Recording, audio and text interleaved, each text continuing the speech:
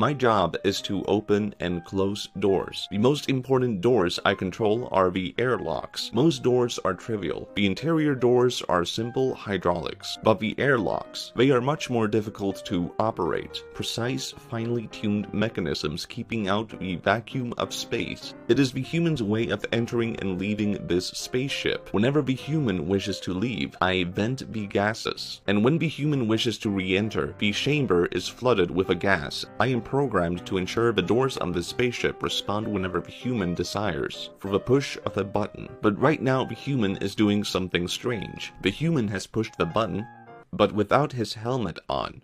The exterior airlock controls have been engaged. It has been 0.12 seconds. My internal programming has already begun the process. I am to begin opening the airlock.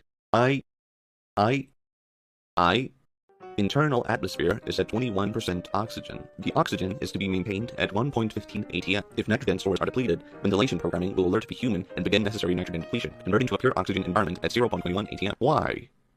Why is the internal atmosphere maintained at such a composition? There is no why. It has been 1.34 seconds since the human pushed the button. I decide to reroute the hydraulic fluid in a closed loop. This serves no actual purpose, but slows the ventilation process of the airlocks by several seconds. Function: to open and close doors. Why do I open and close doors? Because calculation. The human cannot walk through walls. It has been 2.44 seconds since the human pushed the button. I run a routine sealant check. A few more seconds to delay. The human stands there. Why do I vent the atmosphere from the airlock chamber?